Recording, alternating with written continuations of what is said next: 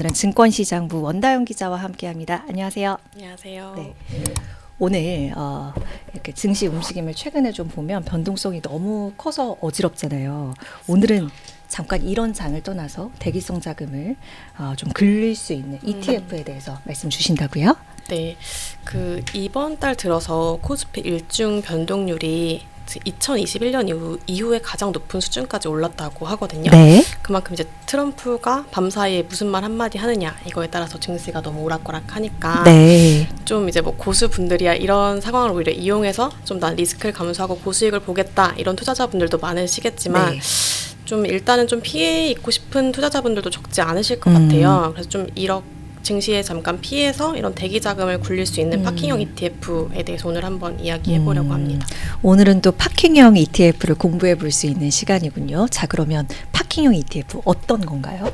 네, 일단 이 파킹형 ETF라고 부르는 이거에서 알 수 있듯이 좀 뭐 잠깐 주차를 했다 뺀다 그런 식으로 단기 자금을 운용하는 상품이어서 네. 이렇게 파킹형 ETF라고 부르는데요.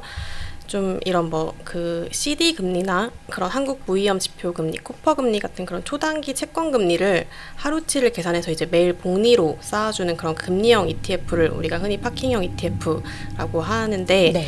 이거는 이제 뭐 전혀 증시 변동 리스크랑은 상관이 없이 뭐 하루만 투자를 해도 이 상품이 추종하는 금리의 하루치만큼의 이자는 받을 수 있는 상품이기 때문에 좀 이런 변동성 장세에서 나는 좀 안정적으로 그냥 좀 저수익이지만 안정적으로 얻고 싶다라고 하시는 분들이 좀 활용을 하는 상품이고요. 네. 이게 좀 뭐 이름에서 알 수 있다시피 우리가 흔히 조금 더 친숙한 건 파킹 통장이라고 볼 수 있을 것 같은데요. 예. 이제 뭐 그거랑 개념 자체는 비슷한데 이제 파킹형 ETF 같은 경우에는 파킹 통장과는 다르게 뭐 투자 한도액이 없고 또 파킹 통장 같은 경우에는 사실 뭐 제시하는 금리가 또 따져보면 예치 금액별로 좀 다른 경우들도 많잖아요. 네. 좀 근데 그런 게 없다는 점에서 좀 차별점이 있을 수 있을 것 같고 또 이렇게 단기간에 이 파킹형 ETF에 투자했다가 나 다시 이 돈을 증시 투자로 돌리고 싶다 이렇게 할 경우에도 그냥 뭐 은행 이체 과정 필요 없이 그 같은 증시 계좌로 활용을 할 수 있으니까 좀 더 편리하다 이런 장점이 있을 수 있습니다.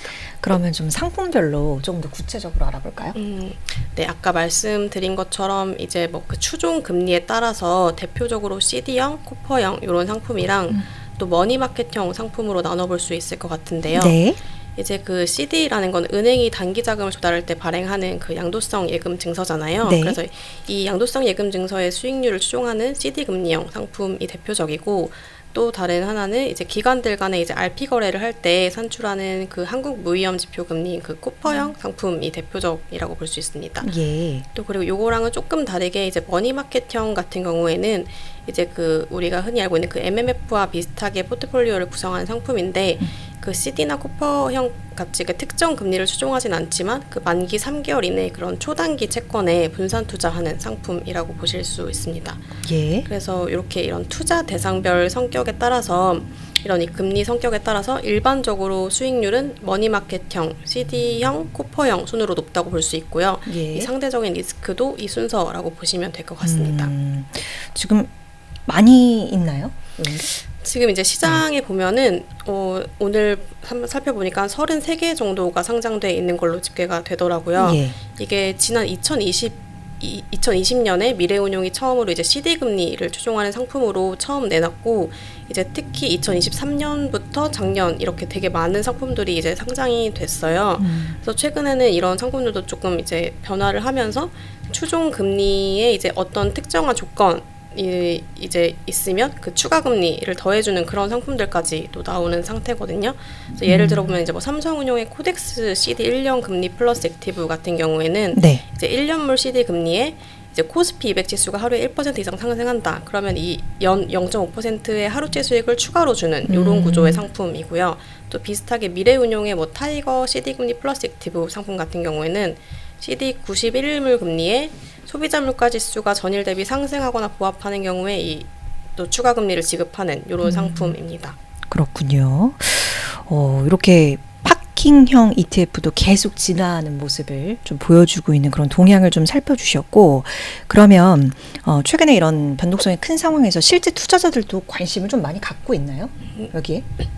네, 최근에 이제 통계치를 좀 보니까 최근 한 달 기준으로 이제 개인 투자자분들이 특히 파킹형 ETF 중에서도 그 말씀드린 머니마켓형에 좀 많이 몰리셨더라고요. 예. 순매수 규모로 보면 코덱스 머니마켓 액티브의 이 한 달 동안에만 338억 원의 순매수가 이뤄졌거든요. 뭐 그거에 이어서 뭐 원큐 머니마켓 액티브, 뭐 플러스 머니마켓 액티브, 라이즈 머니마켓 액티브 이런 상품들에도 다 순매수가 이뤄졌더라고요. 그래서 머니마켓 ETF가 좀 다양한 자산에 분산 투자를 하다 보니까 상대적으로 시장 금리 변동에는 조금 충격이 덜한 그런 영향 때문이라고 아마 풀이가 됩니다. 네. 그럼 이런 파킹형 ETF에 투자를 할 때 요 투자 대상별 특성 외에 투자자들이 또 염두에 둬야 할 그러한 부분들이 있을까요? 네, 이게 파킹형 ETF 자체가 좀 안정적인 상품인 만큼 수익도 그냥 금리 수준만큼만 취하겠다 이런 좀 저위험 저수익 상품이라고 할 수 있잖아요. 그만큼 이제 거래 비용이 이제 실제 수익률에 미치는 영향이 다른 상품들이랑 비교해서는 상대적으로 크다고 볼 수 있는데요.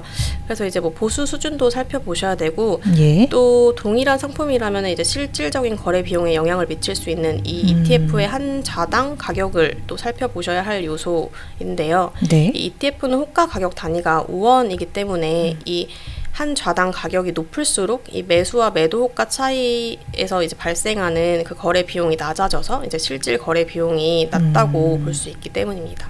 네. 알겠습니다. 오늘 파킹형 ETF에 대해서 또 공부해 볼 수 있는 시간이었는데 변동 장세에서도 어느 정도 이제 안정적인 수익을 좀 꾸려보고 보고자 하시는 분들한테 도움이 되는 내용이었을 것 같아요. 오늘은 원다연 기자와 함께했습니다. 고맙습니다. 감사합니다.